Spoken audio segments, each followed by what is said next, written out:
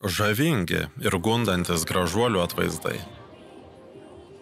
Baugios ir juokingos pamėklių istorijos. Nuožmus ir narsus samurajų žygdarbiai. Istorinė panoraminė paroda Japonijos popkultūros tradicija nuo Edo laikotarpio ukijoe iki 20-21 amžiaus mangos, anime ir superfratų. Nacionalinė dailės galerija iki spalio 13 dienos. Rėmėjai, informaciniai partneriai.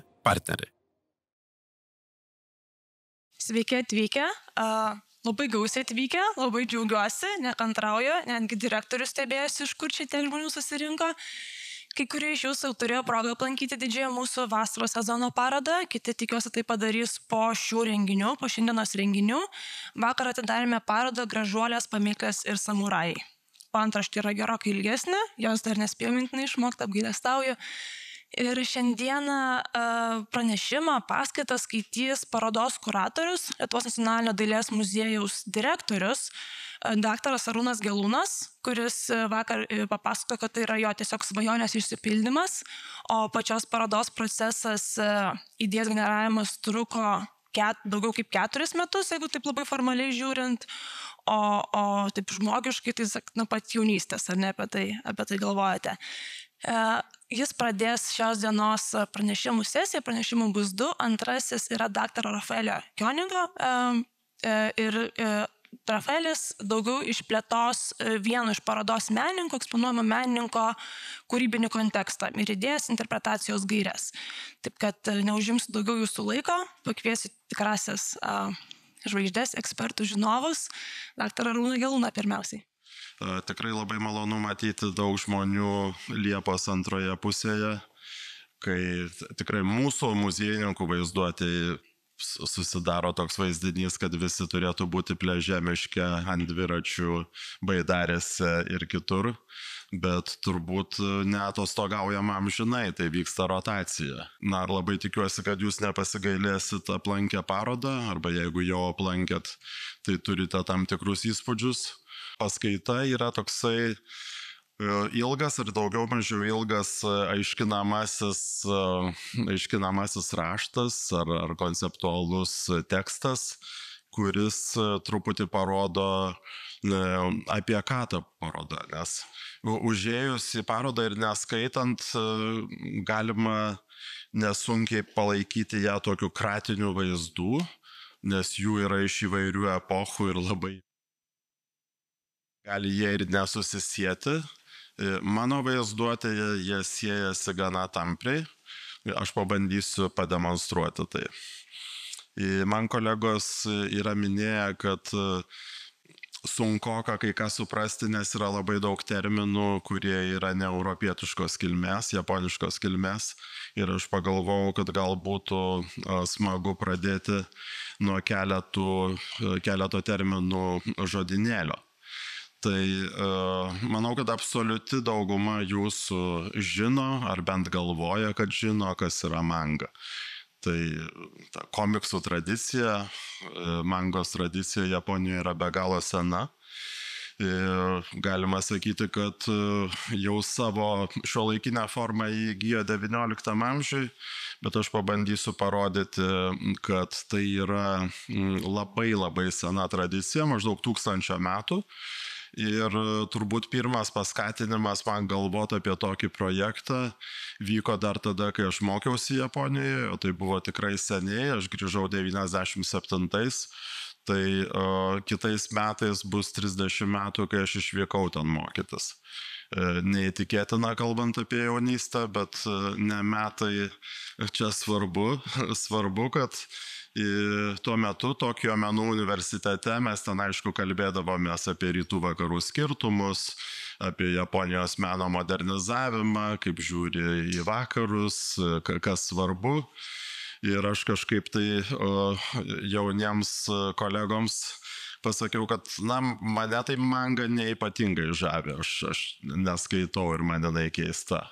Sako, žinok, bet čia labai svarbi japoniškos literatūros ir meno forma, kuris, sako, buvo visada pas mus. Sako, jeigu pažiūrėsi senovę, tai taip pat rasi, kad jinai tikrai yra. Tai va tik formaliai manga, kuri reiškia įnoringas arba improvizuotas paveikslas. Tai piešiu kaip noriu. Vakar čia buvo preskonferencija, kur išaiškėjo, kad mangos menininkai gimsta patys kaip liaudės menininkai, kurie seka ankstesnius pavyzdžius, tampa labai įgūdę ir pripažinti ir tada juos publikuoja. Nėra kažkokio universiteto, kuris rengtų mangos dailininkus. Gal šiais laikais jau yra, nes šiais laikais girdėjau, Tbilisyje yra netgi kartveliško svetingumo magistro studijos, tai galėtų būti mangos drąsiai, why not? Giga yra žymiai retesnis terminas ir manau, kad jums nelabai girdėtas. Aš pats irgi sužinojau tik visai neseniai, pernai, kai lankėmės Kyoto tarptautinėme mangos muziejuje. Aš sakiau, kad rodysiu mangą nuo Edo laikotarpio iki šių dienų. Sakė, žinai, ta sena manga gal visgi labiau vadinasi giga negu manga. Ok, giga tai giga. Ir giga reiškia satyriniai paveikslėliai, karikatūros faktiškai, senovinės karikatūros. Ir mums labai pasisekė, jūs čia matote Kavanabės Kiyosai atvertimą su 100 demonų paradu pavaizduotų, labai mėgstamų motyvų. Ir Kavanabė Kiyosai buvo toksai genijumi vadinamas, sako, kad po Hokusajaus tai didžiausias menininkas Japonijoje, nors nebuvo mokinys, jis buvo Kunijošio mokinys. Bet ir šitoj mūsų parodoje užima labai svarbią vietą, nes demonstruoja tą senąjį komiksą, koks jis buvo, ir dar demonstruoja, kad išgėręs gerokai sakęs tapytojas gali per 4 valandas nutapyti milžinišką kabuki teatro užuolaidą, kuri yra skaitmenizuota pas mus rodoma parodoje. Tai tikrai ypatingas menininkas, bohemiško charakterio, bet va toks demonstruoja tą gigą.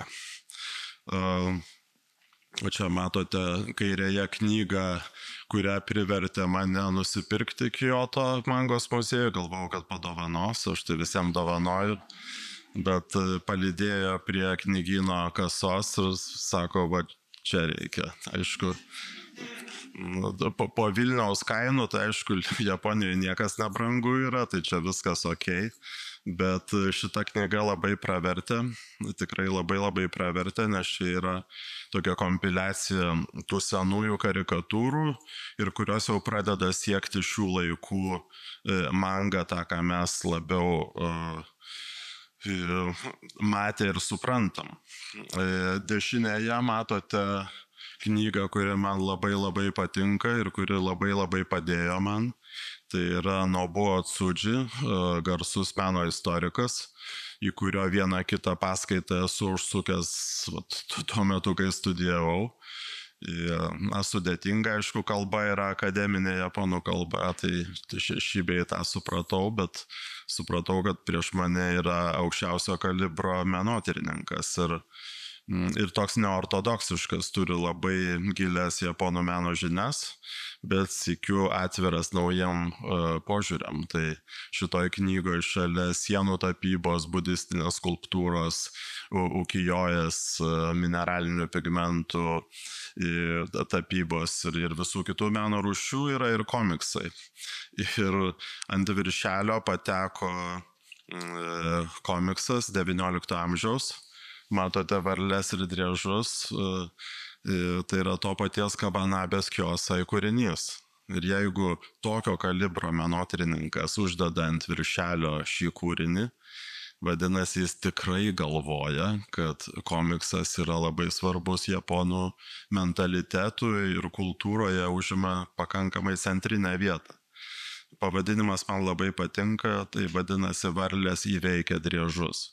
Aišku, viskas yra politinė satyra, tyčiojamas kaip taisyklė iš politikų arba iš budistų vienuolių, nes ir vieni ir kiti yra ten kokie nors pakankamai tingus, apgaulingi, nevykdo savo pareigų ir susilaukia rūsčios satyriko teptuko kritikos. Na ir galiausiai ukijoje kurio kažkaip tai lietuviškai nesugebama normaliai išverst, verčiama visokiais plūduriančiais pasauliais ir plaukiojančiais. Iš tikrųjų tai yra takus netvarus. Ukijo yra budistinis terminas, kuris anksčiau reiškia savoką, kurios reikia vengti.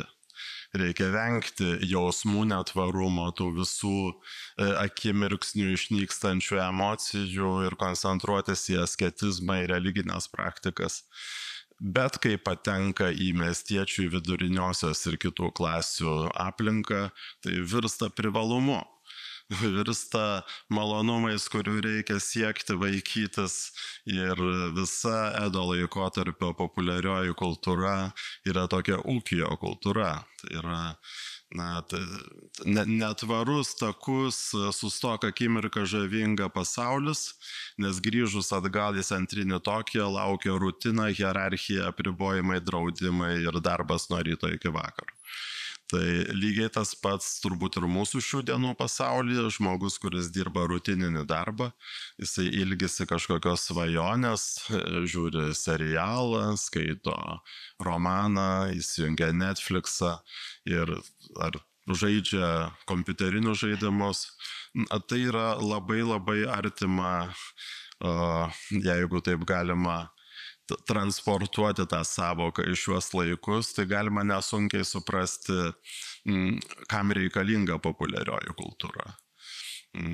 Manęs klausė galerijos direktorė Lolita Jablonskienė, ar čia yra opiumas liaudžiai. Savotiškai taip, bet tas opiumas kartais padeda ištverti kančias, tai turbūt negalime laikyti negatyviu. Tai Ukijoje irgi jos, sakykime, pirmtakai yra senesnė tapyba, bet suklesti Edo laikotarpio, apie kurį truputį plačiau pakalbėsime. Ir galiausiai anime, tai yra rankomis arba kompiuteriu kurta animacija, kurią irgi jūs visi žinot. Ir Japonijoje itin paplitus, bet turbūt epidemiškai išplitus elektroninės žiniasklaidos interneto dėka po visą pasaulį. Epidemiškai. Vaizdas, kurį jūs matote, yra pieštas lietuvių menininko Jameso Matus, prisistatančio tokiu vardu. O čia Ievos Auželytės anime, irgi geros kūrėjos. Taip kad jau tikrai anime nebepriklauso vien Japonijai. Yra ir labai nemažai lietuvių menininkų, kurie kuria arba komiksą, arba tiesiog dirba animacijos kompanijose ir kuria. Animės ir kompiuterinio žaidimo stilistika dažnai labai persilieja. Pavyzdžiui, parodoje šitą plakatą pristatome kaip animės plakatą, bet čia yra vaizdo žaidimo plakatas. Tai šiokia tokia klaida, bet nedidelė. Dėl to, kad personažai yra vis tiek animuoti ir stilistika yra labai, labai artima. Galiausiai pereiname prie klausimo, kągi manga ir anime ir visa ta popkultūra turi bendro su japonų profesionaliaja daile. Nes šitoj parodoje yra nemažai šiuolaikinių menininkų, kuriuos pristatome ištisa plejada žvaigždžių.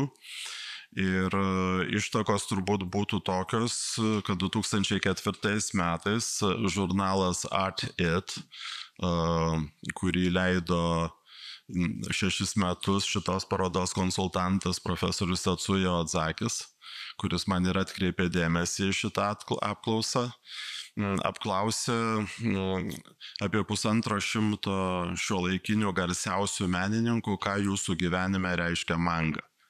Ir 119 atsakė į anketą, detaliai užpildė, kad manga jų gyvenime labai labai svarbi, kad jie vaikystėje norėjo būti mangos piešėjais, tik tai kadangi nepasiekė tokio aukšto grafinio lygio, įstojo į tapybą ar kitur, ir žodžiu, nepasiekė mangos lygio ir teko tenkintis tapybą, instaliaciją, šiuolaikiniu menu ir taip toliau. Skamba komiškai, bet man ne tas svarbu, tam pasiekė ar nepasiekė, nes tai labai tikrai puikaus lygio menininkai, bet tai, kad manga kaip fenomenas yra toks paplitęs ir toks aktualus japonų visuomeniai, kad jis persmelkia tiesiog įvairių kartų, skirtingų kartų, ypač pokario kartų, tokią kultūrinę ir psichosocialinę raidą. Manga yra labai labai svarbi. Ir čia yra atsispindi apklausoj, kasgi tie čempionai. Šitie abudu menininkai yra vieni garsiausių japonų menininkų. Makoto Aido vakar čia sėdėjo preskonferencijoje. Jis jau Lietuvoje yra 3. kartą. Prieš 12 metų turėjo personalinę parodą Šiuolaikinio meno centre. Po to atvyko su vaiku, nes jam patiko Lietuva, o dabar atvyko dėl to, kad jo 2 kūriniai yra pristatomi Nacionalinės galerijos didžiojoje salėje. Bet ir Makoto, ir Takašis prisipažįsta interviu, kad manga jiems rovė stogą, jie labai labai svajojo, labai vartė, labai žavėjosi, mini autorius, aišku, visi mini Osamu Tezuka, mangos dievą, kuris, na, toksai tėvas pagrindėjas, tėvas kūrėjas, va čia jisai su berete, nu, į dievą gal ir nepanašus, bet veido išraiška savim pasitikinti. Šitą portretą aš radau, kai su kolegomis lankėmės Tokijo senų knygų knygynuose ir nusipirkom kelis lagaminus mangų, vėliau animių, tai yra, atsiprašau, ukijojų šalia galerijose. Visa tai yra vis dar prieinama labai. Ir žiūriu Tezukos portretas, sakau, parduokit ir šitą. Sako, oi ne, čia padovanojo žmogus, kuris jį pažinojo, tai čia kaip ir šventas paveikslėlis toksai, nu, dievo atvaizdas. Tai matote už jo nugaros tokį nepadoroką gestą rodo tas Astro berniukas, kurį mes čia 17 valandą, 1,5 valandos stebėsime su jumis, nu, su kantriausiais, kurie ištversite. Tai klausimyno viršuje atsidūrė, aišku, Osamu Tezuka, mangos dievas, nuo kurio ir prasideda šiuolaikinė anime, kas jeigu animės pradžia, galima sakyti, 1917 metai komercinės animacijos, tai dar ten tokios menkos užuominos ir Tezuka jau yra tas įtvirtintojas, pokaryje įtvirtintojas stiliaus, kuriuo sekama, žavimasi. Ir jeigu atkreipsi dėmesį, Hayao Miyazakis, kur turbūt kiekvieno iš jūsų čia namuose yra DVD, smalsu labai, pakelkite rankas, kieno namuose yra Miyazakio DVD.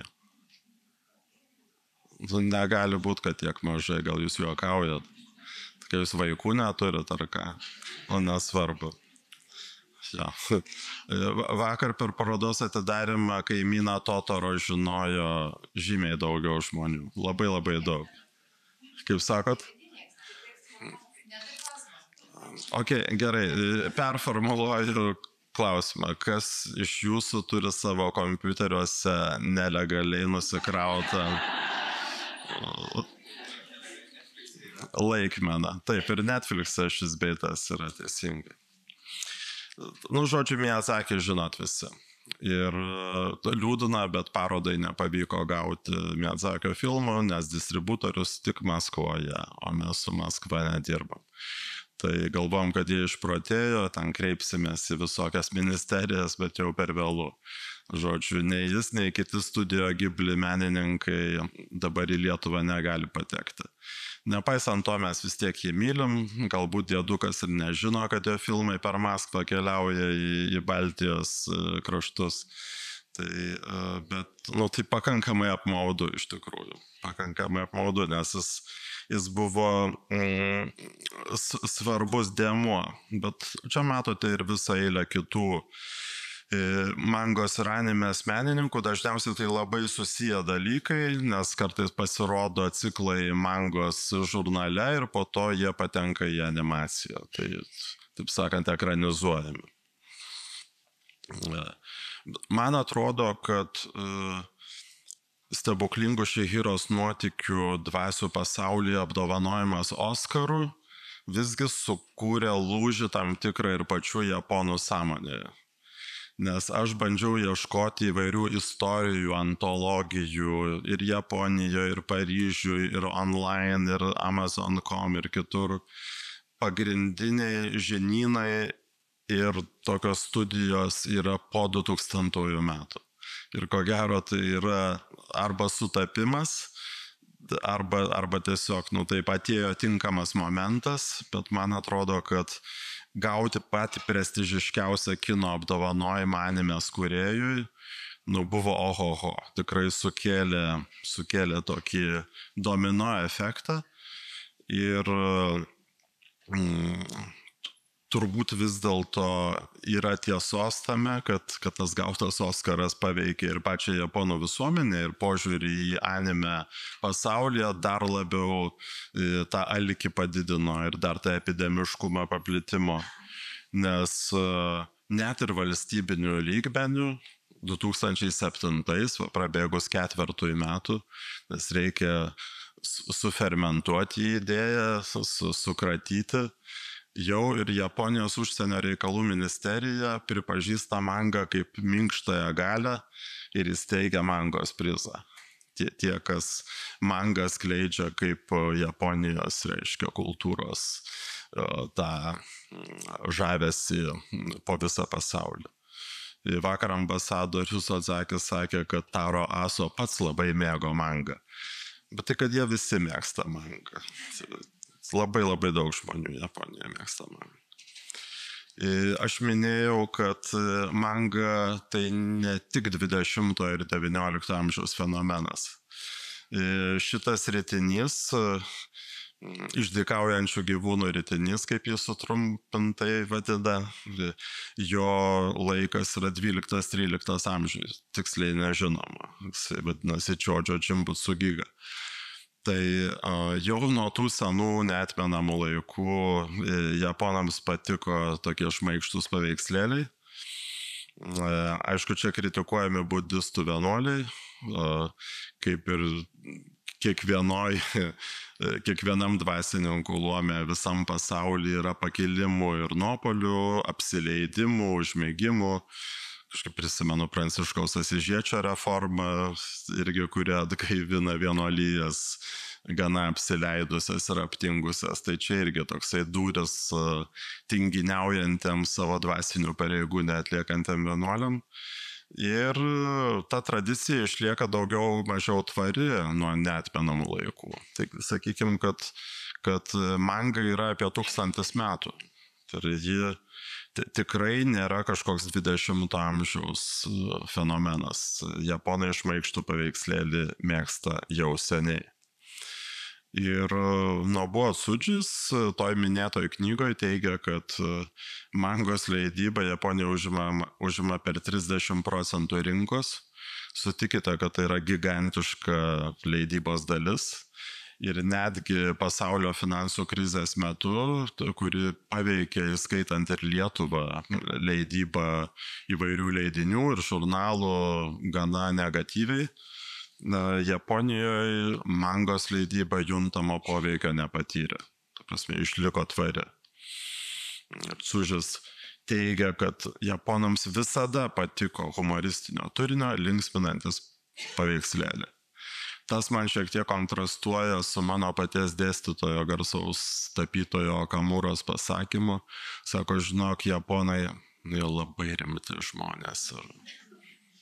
Nihonjin wa monosugoku majime no hito desu. Ir aš tą frazę, jinai man rezonuoja. Labai rimti japonai, bet labai mėgsta paveikslėlius. Tai galvoju čia kaip su griežtuoju Edo ir su Takeja Yoshivara. Kad kai esi hierarchizuotas darboholikas, labai daug dirbi, labai rimtai žiūri į gyvenimą, labai daug pareigų ir reikia tam tikro paralelinio svajonių pasaulio. Reikia kažkur nuklysti į literatūrą, į kažkokią linksmą istoriją, pasidaro geriau ant širdies. Ir šitoj parodoje matysite daug reprezentacijų. Labai rimti japonai su kaklaraiščiais ir su dalykiniais kostiumais, jų tikrai armija yra, jie nuo ryto iki vakaro daro tokius labai nehumoristinius darbus korporacijose, kompanijose. Ir tiesiog daug kas skaito komiksus, mangas net ir metro traukiniuose. Truputį istorijos. Čia paminėjote Netflixą. Tai Netflix'e yra labai geras serialas Battle for Japan, kuris rodo, kad ne visada buvo kažkur tai turiu Age of Samurai. Battle for Japan. Aš jį mačiau 2 kartus, taip jis man patiko, bet iš tikrųjų turinys yra toksai liūdnokas. Tokia Mindaugo laikų Lietuva. Atskiri feodalai, valdantis skirtingas teritorijas Japonijos, kapoja vieni kitus kardais 140 metų be perstojo. Tikrai labai krūvinas 16 amžius ir pabaiga 15. Niekas negali jaustis saugus. Ir jeigu pažiūri to laiko menas koncentruojasi karinių lyderių pilyse ir imperatoriaus dvare, galbūt vienuolynuose. Tai ne tas menas, kuris mums čia parodoje svarbus. Sostinė Kiotas, kuris labai gražus, labai elitinis, labai auksu padabintas, su prižiūrėtais sodais, toks ir šiandien dar yra išlikęs daug teritorijų. Šitą nuotrauką šiemet ir dariau, visai neseniai, tai čia viskas fresh. Imperatoriškas miestas su daug hierarchijos, su daug valdovų, bet tikrovė yra nesibaigiančios kautynės. Ir jeigu esi koks nors ten amatininkas, paprastas miestietis, valstietis, paprastas žmogus, ne buši, ne tas karys, kuris valdo kataną gerai ar kilmingas, tai iš vis palyginčiau drugelio būčiai. Vieną dieną gyvas, kitą dieną jau gali atsisveikinti su visku. Tavo namą gali paimti, sudeginti, išsivesti tavo šeimą. Tikrai žiauri aplinka. Ir tų Japonijos vienijimo pastangų buvo nemažai. Jau beveik pavyko Odai Nobunagai, kuris buvo daimyo, kuris buvo vienas iš karinių lyderių, kuris tarsi pradėjo dominuoti.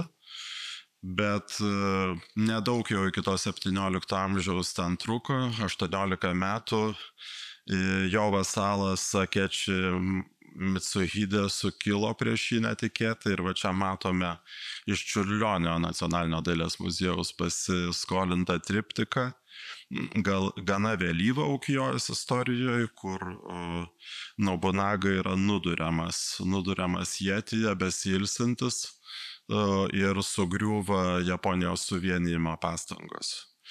Ir reikia dar 20 metų įvairių kautynių, neramumų, vienijimo, kad šitas žmogus, kuriam aš baisiai dėkingas, nes be jo tikrai nebūtų mūsų parodos, kuri šalia salėje. Tai karalių Mindaugą greitai nudaigojo. Gal čia labiau Gediminas koks nors galėtų būti, jeigu lietuviškais ekvivalentais, asociacijom. Bet iš tikrųjų Iejasu buvo ne tik išmintingas, ne tik narsus karys, puikus kovotojas, bet ir labai išmintingas, diplomatiškas, apdairus, toli numatantis lyderis. Tai iš portreto nepasakysiu, tad jeigu Netflix'e žiūrėsite tą serialą, tai Iejasu toks labai inteligentiškas tam pavaizduotas. O čia tai toksai išsprogusiom akim, toksai tik iš mūšio dar visas mūšio eigoje, tokios inteligencijos gal ir nelabai daug, bet faktiškai tai, ką sukūrė Tokugavų klanas ir pats Iejasu 17 pradžioje ir vėliau jo sūnus ir anūkai ir proanūkiai, buvo labai įspūdingas dalykas. Tai buvo 250 metų taikos. Aišku, ta kariškių taika specifinė, didelis garnizonas visada samurajų Edo mieste, didelė teritorija, kur vien kareiviai, jeigu kas kiltų. Ir už tai šaipėsi Kioto žmonės iš Edo, vadindavo viengungių miestų. Nes nelabai ir šeimų galėdavo turėjo būti visą laiką pasirengę. Bet sąlygos, kurias sudarė Tokugavos ne tik Edo mieste, bet visoje Japonijoje, tikrai buvo kažkas neregėto. Aš vakar atidarimo metu minėjau, jeigu kas iš jūsų buvote, tai jau išgirsit antrą kartą, kad įkurtas žvejų kaimiūkštyje, tas Tokugavos Iejasu sostinė nauja, Edo, per 100 metų tapo didžiausių miestų pasaulyje. Ne Japonijoje, ne regione, pasaulyje. Jisai viršio 1 milijoną gyventojų, 18 amžiaus pradžioje. Tai, kaip ambasadorius Ozakis pakreipė galvą, sako, jokių demokratinių rinkimų, jokių mums atpažįstamų procesų, tik tai taika ir leidimas verstis verslais. Ir to pakako, kad buvo eksponentiškas, milžiniškas augimas ir atsirado klasė, miestiečių klasė, kurios nebuvo kitur arba jinai buvo labai prispausta, kuri bet ir sukuria tuos menus, kurie mums svarbus yra. Čia Nihonbashi tiltas, kurį, sakoma, Tokugavos pamatė Brauno atlasą atvežtam iš Europos ir užsinorėjo, kad tiltas mieste yra geras dalykas, gali su vežimais judėti. Sako, ir mes tokio norim. Tai atrodo, kad Nihonbashi yra su europietiška įtaka. Bet vadinamieji chonin arba miestiečiai tikrai sukuria stebuklą. Aš visada taip su liūdesiu ir tokiu su nostalgija ir liūdesiu žvelgiu į Lietuvos meno istoriją, kaip vėlai joje išnyra profesionalūs meno užsakymai ir kaip vėlai joje atsiranda pirmoji tapybos katedra, tik tai 18 amžiaus pabaigoje. Sakau, kodėl negalėjo Radvilos, Pacai, Sapiegos, Gelgaudai atsivežti kokių gerų italų ir vokiečių ir sukurti mokyklėlę tiesiog. Ir atsakymas, kad nebuvo poreikio tokiam dalykui. O čia yra poreikis. Matote senojo Edo teritoriją, kur townspeople arba miestiečiai turi savo pakankamai didelę zoną, kuriems ten neleidžiama daug dalykų, neleidžiama tam tikrų vilnonių kepurių dėvėti, nes tai yra įžūlu, arba neleidžiama joti arklių. Tai pamatysit parodoj Hokusajaus Tokaido kelio stotis, kur moteris eina pėsti 516 km, dėl to, kad samurajų klasė tik tai viena gali joti arkliais. O tu arba pėdini pėstute, arba tave neša palankinę tarnai, jeigu tokius turi, bet negali joti. Tai tuo apribojimu buvo, ten ir japonai kolegos sako, Edo tai buvo tokia griežtai hierarchinė visuomenė, ten nedemokratiška, bet manęs tai neįtikina. Aš manau, kad jie laisvių ir tikrai turėjo laisvės verslauti, laisvės laisvalaikiui. Ir jeigu miestiečiai kreipiasi į šoguną, įkurk mums Disneylandą ir jis jį įkuria, tai tikrai yra wow. Tai tikrai rodo, kad Tokugavos buvo išmintingi lyderiai. Tik nesivadino Disneylandas, vadinosi Jošivara. Jošivaros pramogų kvartalas, kuris pradžioje buvo Tokijuje. O po to sudegė pirmoji versija ir iškėlė už beveik 6 km už Tokijo. Ir su tuo susiję yra linksmų istorijų, kaip ten reikėdavo pėdinti toli.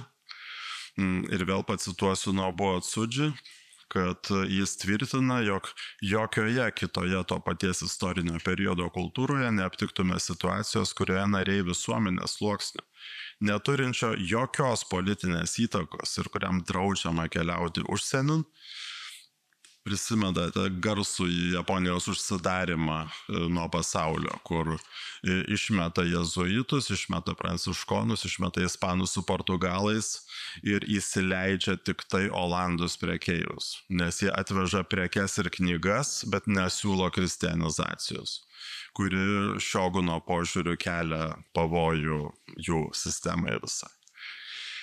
Tai net negali užsienin keliauti ir neturi jokios politinės įtakos, bet užsako meno kūrinius ir jeigu pasižiūrėsite garsių Ukijojos menininkų biografijas, tai ten tėvas arba kažkoks ryžių prekeivis, arba šilko dažytojo šeimoje gimė, ar ten užeigą turėjo Edo. O skirtingai negu XIX amžiaus Lietuvoje, kur visi menininkai bajoraičiai yra iš bajorų kilmės. Tai va, čia iš paprastų žmonių grindai. Ne visiškas proletariatas, tokie prakutę versluose, bet vidurinė ir žemesnė klasė. Tai man asociacija, aišku, su šitais iš karto, su XVII amžiaus Nyderlandais. Bet Nyderlanduose labai trumpai pasaka tęsiasi, ten apie 17 vidurį tas aukso amžius, o pradžioje kentėjo nuo ispanų jungo labai, po to britai pradėjo labai reikštis ir apribojo į Olandų kolonijinės kelionės ir visą verslavimą. Taip kad su Nyderlandais truputį sunkiau, nors paralelių tam tikrų yra. O vat Edo tęsiasi 250 metų. Šitą irgi, kai pamatėm, sakėm, turim būtinai įsigyti, nes čia Ukijojos menininko vaizduojama Olandė moteris.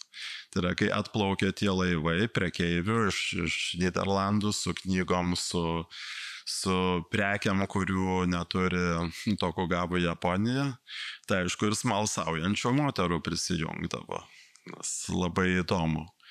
Čia prisimenam Čiočio Asano per iš karto ir tuos mažyčius apribotus kontaktus, bet labai įdomius, kur yra tokia maža salelė, kur įvyksta tie vakariečių, olandų ir japonų kontaktai.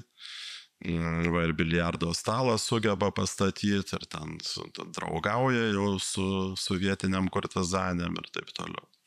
Tai va toksai mažas tarsi kontaktas su Nyderlandais, kuris yra produktyvus.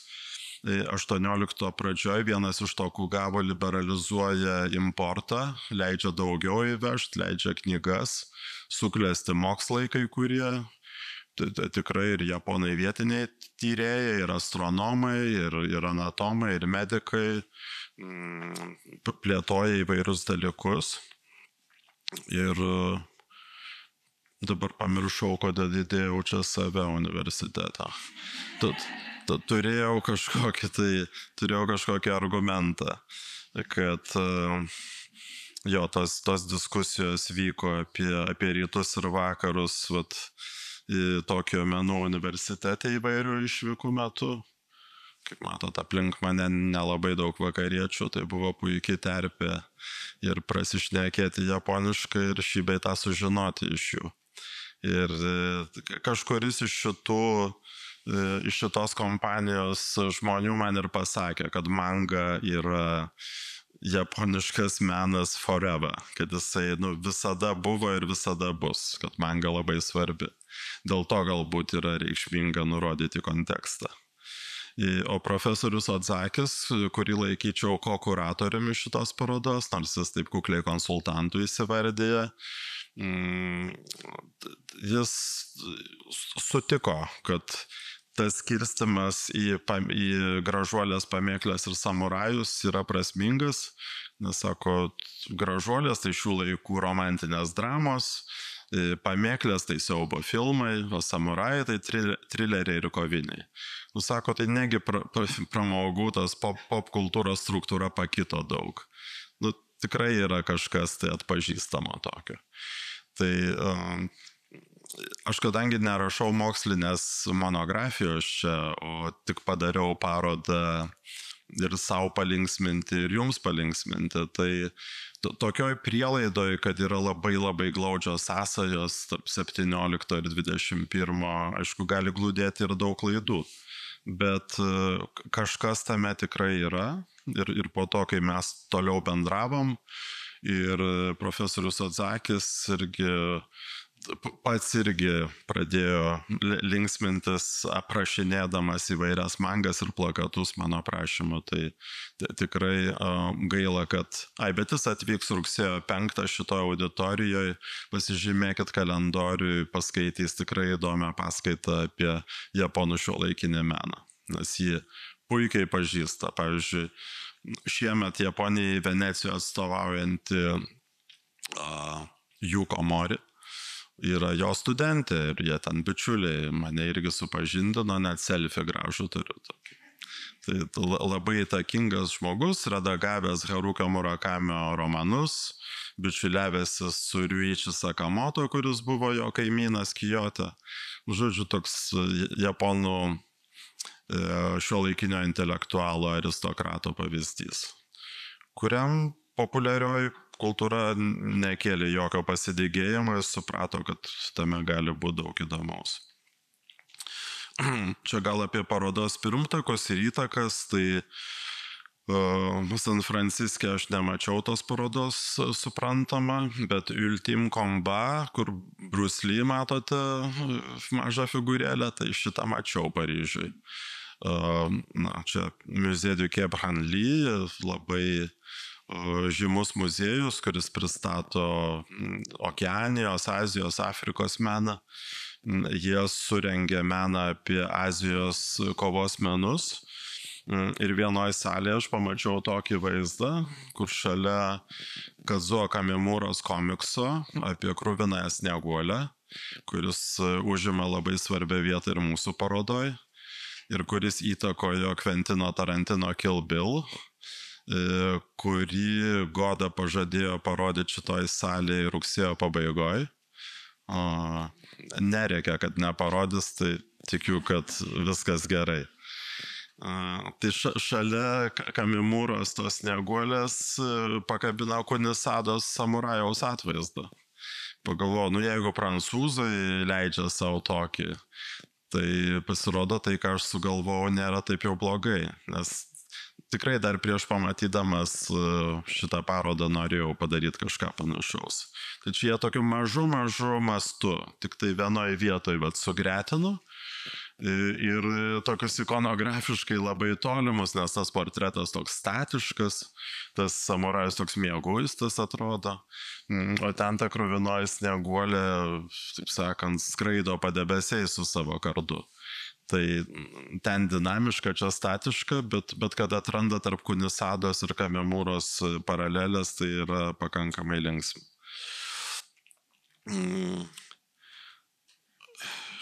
Galbūt aš istoriniai daly neapsistosiu, nes laikas nenumaldomai eina.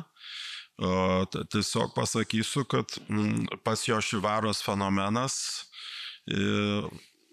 čia va toj schemoje mini visus gražius dalykus, bet nemini, kad tai buvo ir Raudonųjų žibintų kvartalas, kur dirbo 3000 prostitučių pastoviai. Ir jos ten patekdavo ne per gražiausių būdų, jas išpirkdavo iš šeimų lizingo, tokių išperkamosios nuomos būdu.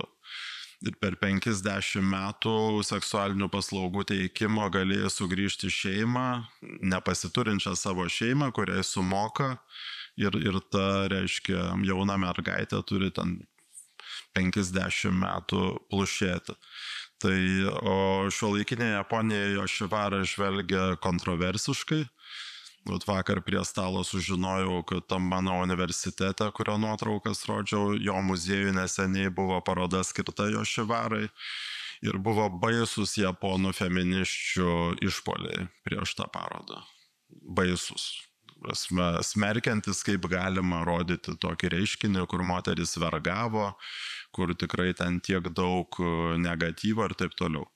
Bet nepaisant to, būtent Jošivaroje išsivystė šitos meno formos. Ir kabukis, ir leidyba, ir ukijoje, ir koto, ir šamiseno muzika, ir mados standartai tuometės, ir kvepalai, ir ikebana, ir daugybė kitų. Tai negalima žvelgti į 17-18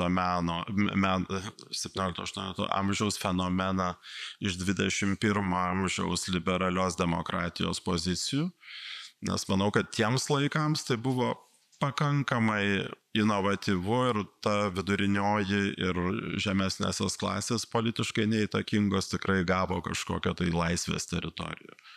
Laisvės taip, kaip jie suprato, pramogų tam tikrą, kur galėjo užsimiršti nuo rutinos, susitikti menininkus, gauti gero skonio pamokų iš geišų, kurios neteikdavo seksualinių paslaugų, buvo tik linksmintojos, estetizuotos linksmintojos muzika, poezija, madomis, manieromis. Ir jeigu buvai mužikas be manierų, net galėjai būti neįsileistas į tuos namus. Tiesiog netikai tą aplinkai. Tai savotiškas netgi estetinis ugdymas vyko, nepaisant visko. Aišku, Jošivarą vadino ir krintančių nosių kvartalu, nes venerinės ligos siautėjo siaubingai tenai, o medicinos lygis nebuvo labai pasakiškai aukštas.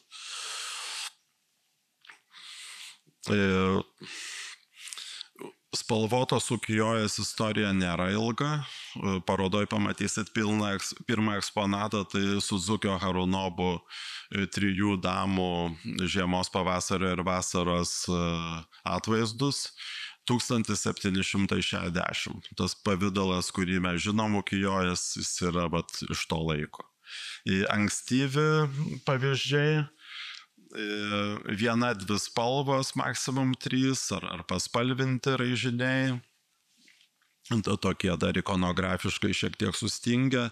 Tai galima sakyti, kad nuo 18 amžiaus vidurys jau tas žanro įsisiautėjimas yra.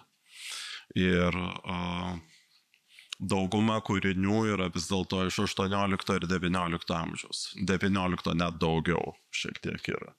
Tai ta spalvota medžio raižyba, kuri buvo taikoma ir Gigoje, toje komiksų knygelių leidyboje ar mokslo knygose. Tas plokščias vaizdas, dekoratyvus ir linijos virtuoziškumas, jisai persmelkia ikonografiškai, stilistiškai persmelkia visus šitus Jošivaros pagimdytus menus. Teko atlikti tokį grupavimo darbą ir kad nedominuotų parodoje vien seni menai, tai maišėme su šiuolaikinė grafika. Ir čia turbūt nuo Bujošio Arakio fotografija, garsaus fotografo, tarp ukijojų šiek tiek sujaukia šitą temą. Ten vadinasi gražuolių atvaizdai tada ir dabar kontroversijos. Tai būtent atkreipiamas dėmesys, kad ukijojomis yra kurti idealizuoti pasaulio atvaizdai, bet pasaulis toli gražu nebuvo idealus. Tai nei portretuose, nei žanriniuose paveiksluose, nei net erotinėse knygose Šiunga tikrovė nebuvo tokia, kokia vaizduojama. Jinai visada buvo gerokai pagražinta. Galima būtų grubiai pasakyti, kad šitas menas buvo tiesiog pramogų kvartalo reklamos.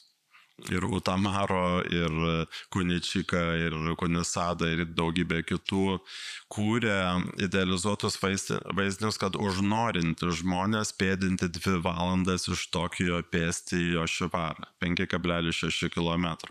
Aš bandžiau Vilniaus žemėlapį pažiūrėti, tai maždaug nuo Rasų iki Žvėryno pėstute.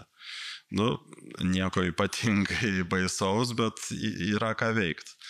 Tai susiformavo toks fenomenas kaip kiškio valanda, 5 ryto, kur jau kurtizanė paduoda klientui apsiaustą ir jis turi pėdinti atgal į tą kietą ir tvarų struktūruotą pasaulį. Iš efemeriško takaus svajonių, reiškia, ir įvairių menų ir kitų malonumų, ten užeigos, lėbavimo muzikos ir erotikos pasaulį. Labai džiaugiuosi, kad iš Krokuvos gavau komercinius plakatus Hikifuda, kurie yra 19 amžiaus ir čia yra jau spalvota litografija, iš vakarų importuoti cheminiai dažai ir truputį provokuodamas pakabinau tarp Hikifudų keletą ukijojų, tai neginkluota akis kartais sumaišo. Tai parodimas kaip stilistiškai iš vieno gana komercinio žanro meno į kitą, kuris jau yra atvirai komercinis, nes Hikifudai yra skrajutės ir plakatėliai skirti verslams tiesiog. Prekių reklamai, parduotuvėms, įvairių paslaugų. Taip pat įvairios Hikifudos yra eksponuojamos šiek tiek atskirai, bet kiekvienai temai, ar tai būtų gražuolės, ar pamėklės, ar samurajai, šitie plakatukai turi vis kažką tai naujo pasiūlyti. Yra tokių dėmesio plaukams motyvų parodoje, arba, sakykime, per mangą perbėga vis skirtingi gražuolių atvaizdai. Čia kairėje matot plakatą su filmo apie Jakuzas heroją. Tai man patiko, kad moteris jau nebėra suobjektintas tik tai grožėjimosi geismo objektas, bet ir yra mafijos motinėlė, kuri ten tvarko konkurentus vyrus aplinkui. Lygiai kaip ir kruvinoji Snieguolė yra heroja, kuri įvaldžiusi kardo meną, kovos menus, atkeršyje savo skriaudėjams. Tai po truputį vaizdinys kinta, bet aišku, turbūt dominuoja vis tiek labiau tas estetinę sudaiktinančią grožio pusę pabrėžiantis vaizdavimas. Ir nieko nuostabaus, kad Makoto Aida, kurio portretą rodžiau čia neseniai ir kuris buvo su mumis vakar, tas Harakirio mokinukas vaizduoja tokią gana drastišką manierą kaip dekadansą. Sakė, kad jį įkvėpė ukijojęs menininkas Yoshitoshis, kurio kūryba yra 19 antra pusė, jau tada, kai Japonija susiduria su vakarais. Matome ir Takashi Murakami su savo kulverstukais, kuriuos vadina dobais. Pasirodo, japonai kulverstuko tą rusišką personažą puikiai žino. Tai labai gali būti, kad Murakamio dobai, kuriuos ten matote su tom didelėm ausytėm, yra tolimi vaikaičiai Čeburaškos kulverstuko. Jo. Netoli komercinių plakatėlių matote ir Shiseido kosmetikos reklamas, kur taip pat vaizduojamas tradicinis kimono vilkinčios istorinės gražuolės vaizdinys. Šita manekenė yra jau mirusi, už tai nebuvo problemų dėl autorių teisių. Būtų tekę derinti. Bet Shiseido korporacija gana maloniai greitai sutiko leisti rodyti 2 filmukus ir ypatingai siūlau paskaityti tų filmukų teksto vertimus. Jie yra kaip poezija visiška, kuriuos iš japonų kalbos išvertė mano japonų kalbos mokytoja Shigematsu-san. Ir aš buvau tikrai apstulbęs, kiek jautriai poetiškai ten kalbama apie lėlės kūrimą, apie arbatos ceremoniją, apie šaltą rytmetį, bet galiausiai apie gražią odą ir apie būtinybę Shiseido kremu arba makiažo pagrindu ją palaikyti. Tai šitą idėjau dėl to, kad Japonijoje to matome tikrai labai daug. Čia tik tai mažas pavyzdėlis. Jeigu važiuosit metro, tai palei jūsų akis kabos tūkstančiai plakatukų, kur apsirengę vyrai ir moterys Edo laikotarpio kimono reklamuos viską. Nuo kelionių, arbatų, saldumynų, kremukų, nežinau, dezodorantų ir taip toliau.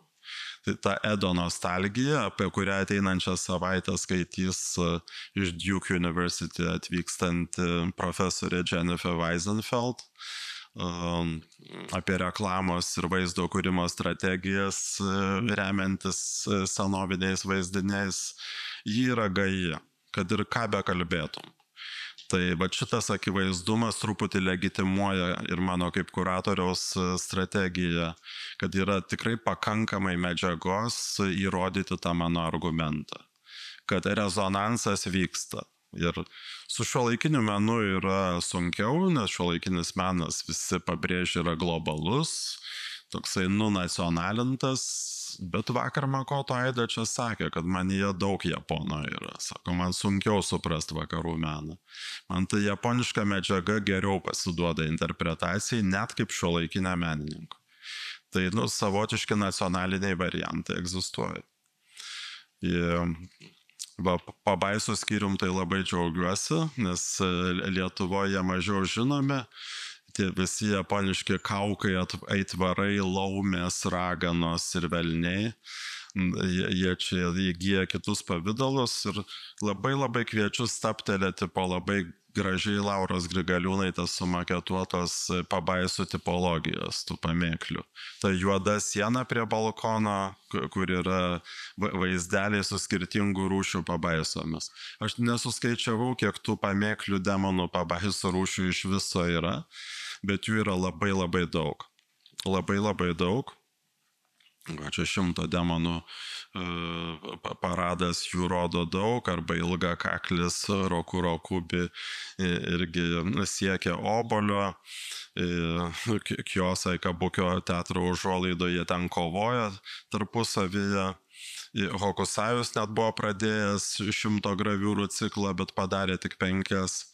Labai gaila, kad Krokuvos nacionalinis muziejus nedavė šitų graviūrų, sakė, turi ilsėtis, bet aš nepatikėjau. Tai atspausdinom tą paskutinę jau kaip printą šalia mangos, ten padėjom Hokusajaus Oivos istorijos graviūrą. Čia nuostabus mūsų muziejaus kūrinys, neseniai įsigytas. Kunijošio, kuris rodo vieno iš samurajaus vaikystę, kur išžudžius jo šeimą, jis su motina pabėga į mišką ir ten moko fechtuotis jį tengų demonai. Tie varnagalviai sparnuoti yra to storo raudono dėdės parankiniai. Jisai yra tengų karalius Odžiobo. O jiems pavesta yra pramankštinti karalaitį fechtavimės. Man atrodo, žavus kūrinys, kurio printą galite įsigyti nebrangiai mūsų kasoje. Čia, bet, kadangi populiari kultūra, tai truputį ir komercinė reklama užsiima. Jo, bet tas tikresnis tengų yra raudono veido ir su ilga nosimi. Matote Miyazakio personažą, kurio dėja animės negalim rodyti. Tai voro personažas, kuris prabėga skirtinguose irgi graviūrose ir mangose. Jamauba arba Jubaba kalnų laumė ar kalnų ragana irgi turi savo personažą atitikmenį Miyazakio filme. Nes irgi turi savo vaikutį tokį, kurio rūpinasi. Tai ikonografiškai gal ir nėra itin panaši, bet paralelės yra labai stiprios. Yra net mokslinių darbų apie tai parašyta. Bet kaip sakiau, nerašau čia mokslinės monografijos, tai su ilgom citatom neprasidėsiu ir be to jau įlindau į daktaro Rafaelio Kionigo laiką. Tai tiesiog paskatinčiau aplankyti šią parodą. Galbūt ir ne vieną kartą pasiskaitant. O daktaras Rafaelis Kionigas iš Sorbonos ir Harvardo universiteto, kuris šiuo metu dėsto Kentukio universitete Amerikoje, skirs savo paskaitą būtent unikalaus menininko Juichiro Ukai, kuriam yra 29, bet kaip aš vadinu, tai yra kvintesencija visos parodos idėjos, kad jauno autisto kūrėjo vaizduotėje susipina visi personažai. Ir sena ukijoja, ir japoniška tapyba, ir manga, ir anime, ir dinozaurai netgi kažkodėl.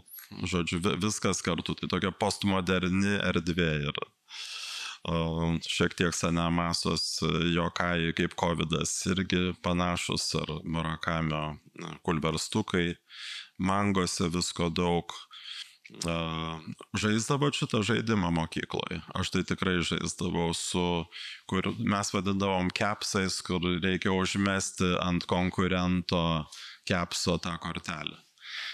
Mums buvo labai juokinga, kad dauguma japoniškų kepsų arba menko, kaip jie vadina, su samurajų atvaizdais.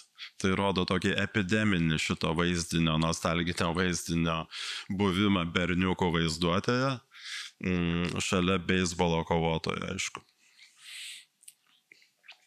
Ukijoje.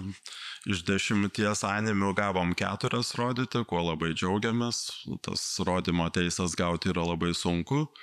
Čia Godai didelis nuopelnas jos kantrybė susirašinėjant su distributoriais, bet tie 4 šedevrai animės tikrai yra įspūdingi. Tai labai dėkoju, o čia lietuviškai. Ačiū labai.